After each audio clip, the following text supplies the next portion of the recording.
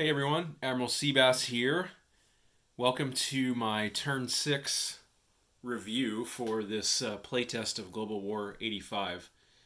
Brief recap for those of you who've been following or maybe are just now watching. We played the first 4 turns of this game here in my game room with some of my friends, and Doug, from Historical Board Gaming, was here too. I've played turn 5 and 6 solo after they had to go home and leave, and so just wanted you to know that. So what happened in Europe on turn 6? The Warsaw Pact continued to do pretty well. They retook Paris from NATO. They also took Marseille, which knocked out NATO's missile silo down here. So NATO lost their nukes and their missile silo. And then they built a bunch of airborne infantry in Bulgaria and Yugoslavia in order to try to hit Rome next turn as well. They also built a bunch of airborne infantry up here in Hamburg area with an attack helicopter to perhaps go after London next turn. Why is that important?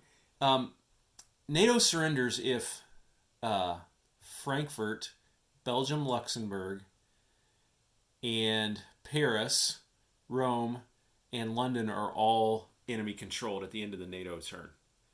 So if Warsaw Pact can get Rome and London and hold them through the next NATO turn, they force NATO to surrender and knock them out of the game. In response to that, NATO nuked Western Czechoslovakia and also gambled on an attack into Austria here. You see, Warsaw Pact doesn't have much in behind here, and NATO had this huge stack of troops here, and they said, let's try an offensive strike into Austria. Let's nuke Western Czechoslovakia so they can't really build anything in behind if we take Austria. And unfortunately, that attack for NATO failed. So NATO then concentrated on building up their troops in Rome and in London as well to try to withstand any assaults coming in. But then the Soviets, they used a couple of theater missiles. You can see here, these are theater missiles. They put a couple of tactical nukes on, and there was a huge stack of stuff here in Rome, and those theater missiles took those out. With leaving only one remaining NATO light infantry here. The Soviets also have a huge air force stationed in Hamburg. They sent those into London, did a surgical strike, and knocked out, I think, 2 of the 4 NATO troops that NATO had built up here in London as well. But then you see Soviets sent some bombers in here, and NATO didn't have any anti-air forces or interceptors or fighters down here, so the Soviets could just send bombers in and drop massive nuclear gravity bombs on the production and recruitment centers in Milan and Rome. So they did that, and that means, even if Warsaw Pact fails to take Rome on the next turn, then they can't build anything there now until those mushroom clouds come off of those production and recruitment centers. Let's see. They also, the Russians also, or the Soviets also did some stuff up here. And the Soviets had a bunch of naval ships here and a bunch here. None of them by themselves were sufficient to form a task force. And NATO had a bunch of naval units in here. So the Soviets came down, brought both of those groups of naval units into here, wiped out the remaining NATO naval units, and then they were able to reform a task force here right off of Denmark. And now they're threatening out here as well. And let's see.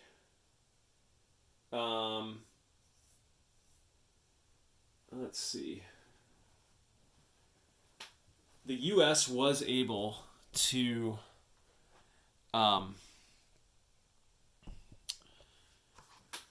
use a naval strike fighter. Just knocked that guy over. A naval strike fighter and some cruise missiles from this task force and take out a couple of airborne infantry here, but probably not enough.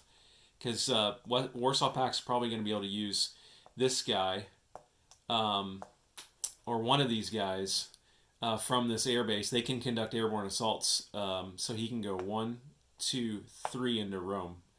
But since this is a minor airbase, you can only launch 1 airborne infantry in an airborne assault from a minor airbase. So the U.S. might have done enough there. There was an airborne infantry here as well, and so 1 from here and 1 from this airbase here could have gone into Rome. So the U.S. probably did enough to help there. And then the U.S. finally got some sea lift coming over here. 2 main battle tanks, 2 mechs, and a anti-aircraft escorted by this task force right here. Of course, the Soviets have 2 subs here, which can try to hit that on this line. The sea lift's going to be delivered here into this zone somewhere. So the Soviets will try to use these subs to interdict some of it. They won't be able to get it all, though. They might have to fly some bombers down to fire anti-ship missiles. But the U.S. is finally getting sea lift going on turn 6. So the overall assessment here is that the Warsaw Pact is very much in control, but they are also pretty exhausted. They don't have huge stacks of stuff anywhere in their forward areas, really. And you can see the Soviets, the darker colored units, have had to come down here and help plug some of the gaps. With U.S. sea lift finally on the way and more coming next turn, I think the U.S. Has a chance here to stem the bleeding and perhaps turn the tide. All right? So that's your summary of Europe. Okay, let's talk about what's happening in the Americas. The Soviets completed an insurgency here in Colombia, which turned that into a Soviet territory and gave them another dollar of income, but also they can start building infantry units here on next turn. And if you note here, they're trying to get some support. They've got a fighter here in Guinea, which is a minor that's aligned to the Soviets, which means the Soviets can station their troops there or their units. He can actually get to Colombia next turn and maybe even join in an attack on Venezuela, which is why the U.S. moved those Marines down there to Venezuela to guard Venezuela from attack by the Soviets. Let's see. The U.S. managed to mop up all the Soviets in Central America, so no trouble there anymore for the U.S. And they can probably take the helicopter and the strike fighter down there into a potential assault on Colombia next turn. One thing to note here, and hat tip to Misha, we actually say that you cannot move from Panama to Colombia.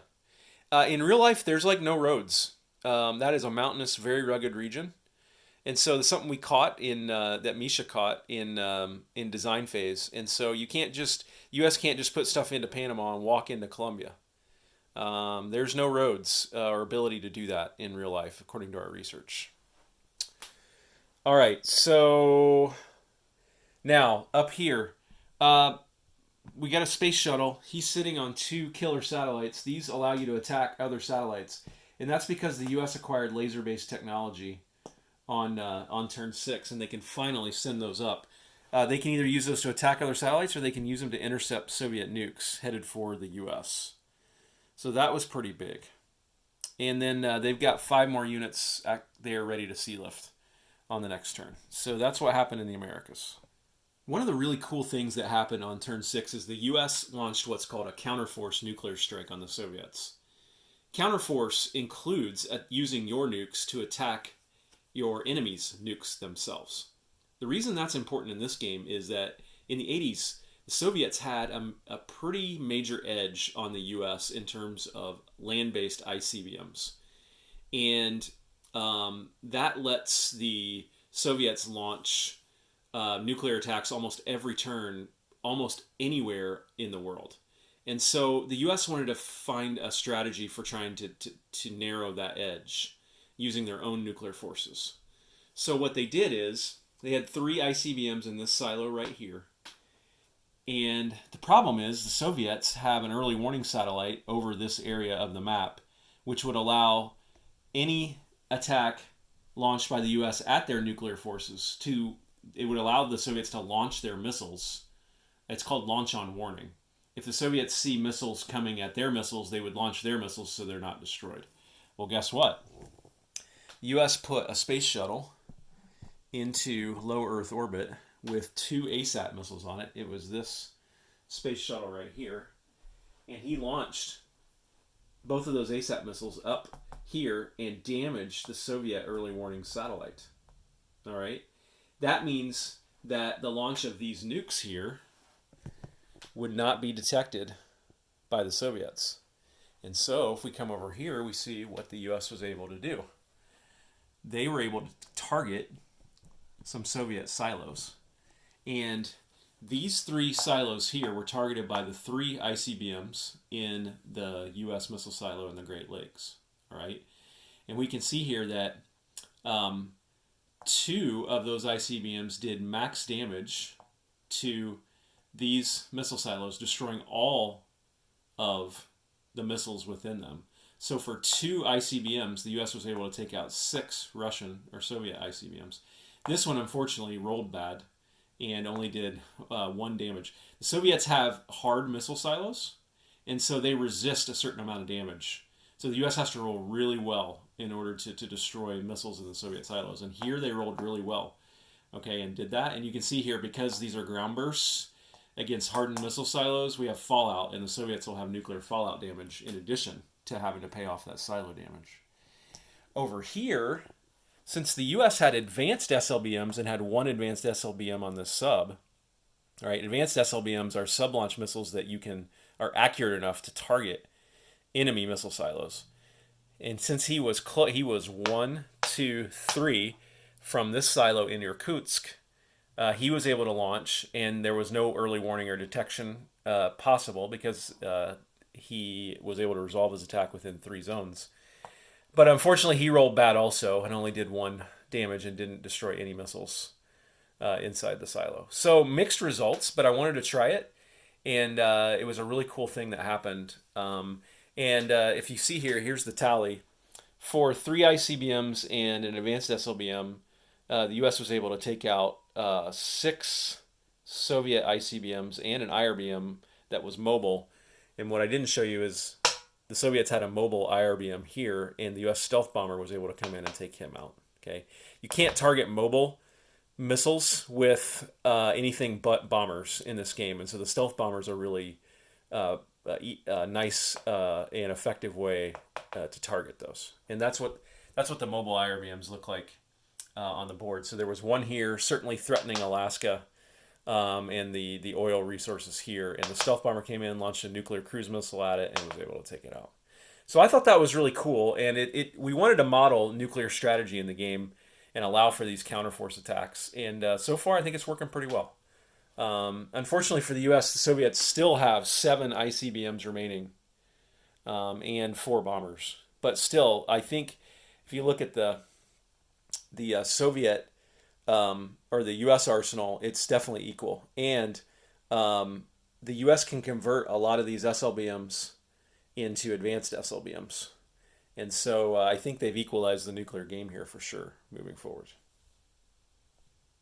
Okay, not a lot happened around Africa. The Warsaw Pact has 2 diesel attack subs here that continue to harass the NATO oil tankers here, costing NATO 2 IPP every turn.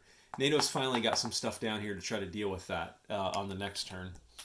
Down here, the Soviets have definitely consolidated their power in southern Africa, but they're really not sure what to do now. Without any ability to build naval units or a lot of air bases down here, the Soviet stuff down here is kind of stuck. So they're shifting their attention really to Libya. And if you notice up here, Soviets have started to build up in Libya. They've now got a fighter here that they moved up from southern Africa. They built an airborne infantry. He's at an air base. They've got a theater missile. They've got a next-gen MBT and 2 light infantry here. So they're close to being able to hit Egypt and Suez if they keep building up there. And then down here, the U.S. has Nigeria with a production or a recruitment center. They really need an air base here so they can fly stuff in or use airborne infantry to assault out. If they could do that, they could make an airborne assault into northern Angola. So if there was an air base here and an airborne infantry, you could go 1, 2, 3. But they got to think about building an air base there. All right, that's the summary of Africa. Okay, let's talk about the Middle East. The Soviets really dominate the Arabian Peninsula, as you can see here. They control all the key oil territories, which is Eastern Saudi Arabia, United Arab Emirates, and Shiraz. Okay, that is severely reducing U.S. and NATO income. The U.S. is losing 14 IPP a turn from the Soviets having those territories, and NATO's losing 6. All right, so the U.S. has a lot of incentive, and NATO too, to try to do something about this. But the Soviets still have lingering damage from a lot of the nuke strikes that the U.S. made. While all their recruitment centers have been restored, their production centers are still damaged, and the Soviets are going to have to, if they want to build anything here at scale, they're going to have to fix that damage. They do have a production center here in Riyadh, but it only has one production center point, so it can only build one thing a turn. All right. The U.S. is heavily building up over here in Indonesia to try to get back in the game here. They reformed a task force here after the Soviets came down and launched some anti-ship missile attacks and damaged the U.S. carrier, which you can see here as a damage marker. They eliminated a U.S. cruiser. So they had to bring in some reinforcements here to reform that task force. They built a naval interceptor here in order to go back on the carrier. They brought down from the U.S. using aerial refueling a land-based interceptor. They brought a fighter down from South Korea. And they're going to start building up here. They moved an amphibious assault ship down here. Whoa! Just took him out.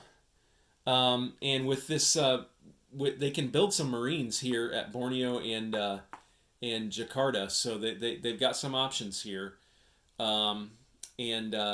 They're also moving down. They moved down another ballistic missile sub to have some more nukes down here in the region. So that they're trying everything they can. And they do have a pretty substantial force here in Pakistan. That without the ability to build a lot of units, the Soviets are going to find it hard to take that out. So they're literally barely hanging on in the Middle East. But I think the long-term prospects look pretty good look better for the U.S. here because they can start building up. Now, if you notice here, way back here, the Soviets themselves have moved one of their ballistic missile subs down here, heading towards the South Pacific. You have to think they're thinking about nuking some of this capacity in Indonesia for the U.S. to build up. And that's why the U.S. put a sub in here. They'd like to put a couple more in there too, because you can try to intercept the ballistic missile subs before they fire their nukes, but you need a lot of subs in there to have a good chance of finding them and doing that. All right. That's it for Middle East. Okay, let's talk about Asia and the Pacific. China here was pretty quiet on turn 6. They thought about hitting the Soviets, but they're really not in a position to do that yet. This northern Manchuria is really a kill zone for the Soviets because the Soviets surround it on 3 sides, and any buildup here of Chinese forces would make too juicy of a target. So China really has to put a light force into northern Manchuria and then build up airborne forces really if they want to hit Vladivostok or Amur here. And that just takes time. So the Chinese have huge stack of airborne infantry here, which they can add to in future turns. And a lot of that was repositioned from Taiwan. But you can see down here, the Chinese are building up on the border of India, and now China has this is not a formal task force, but China has a lot of naval forces in this fleet, and including a Marine.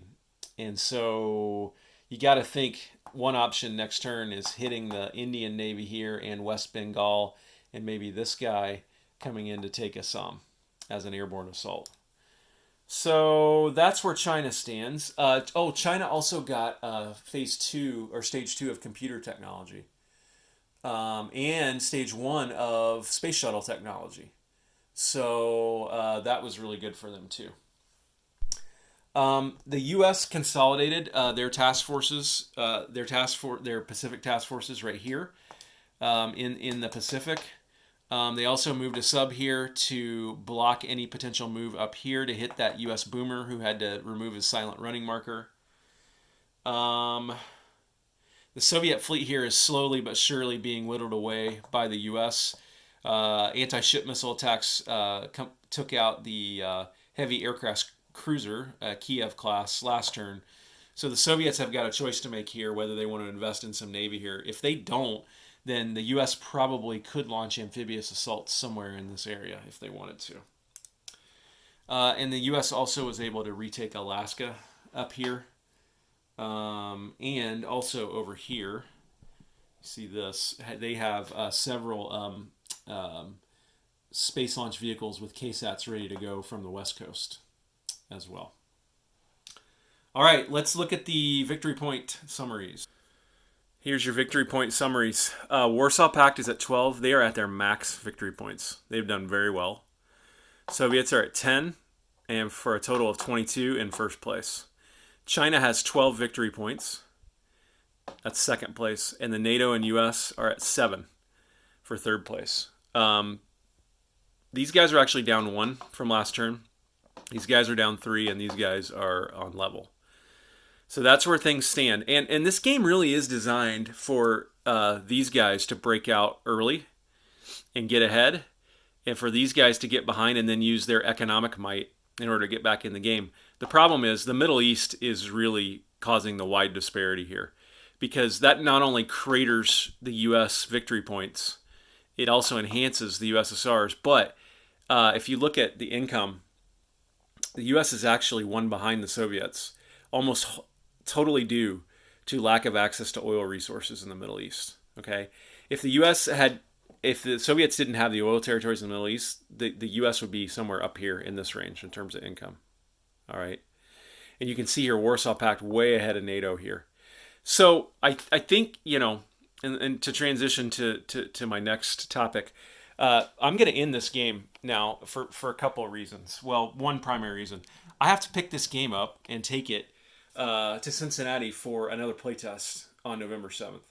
And so I have to start picking it up now if I'm going to make that deadline. Also, I do think the Soviets and the Warsaw Pact are going to win this game. I do think the U.S. has a chance to get back in it, but it's a small chance. And so, I do think the U.S. would have cleared this up down here with no problem. That would get them another 3 victory points and drop the Soviets by 1. I think clearing up Africa, it would be a problem, a pretty big problem for the U.S. And they have a toehold here in the Middle East, but it is a toehold, right? If the Soviets can nuke Indonesia, it's probably game over, and the U.S. just won't be able to do anything at that point. Honestly, the most interesting part of the game to me is, what does China do about the Soviet Union? Because you could probably make an argument for the Chinese player for a declaration of war on the Soviets, which would start with a massive nuclear strike, limiting the Soviets' ability to build stuff on the frontier here, and then a conventional land invasion. All right. So I do think China had a chance to win this game if played right. I think the U.S. and NATO probably still had a chance, but a much smaller one. All right. So I've also got to spend time over the next week making tweaks to this game as well. We're going to tweak sea lift. All these lines are going away, and we're going to simplify the sea lift concept dramatically. We've got a simplified but still fun insurgency concept that we're going to test on the 7th. And also, probably the big thing, we're going to test an escalation concept. Some of the guys were like, hey, we can't get to war fast enough, especially for the U.S. player. So we're gonna let things go hotter faster in the game, and we've got some ways we're going to test to do that. All right, as always, love your follows and love your commitment to this channel and this game. I usually don't ask this, but please like the video and or especially subscribe so you don't miss anything from me. Follow Global War 85 on Facebook. We post over there almost every day. Leave any comments. Let me know what you guys think. Admiral Seabass signing off.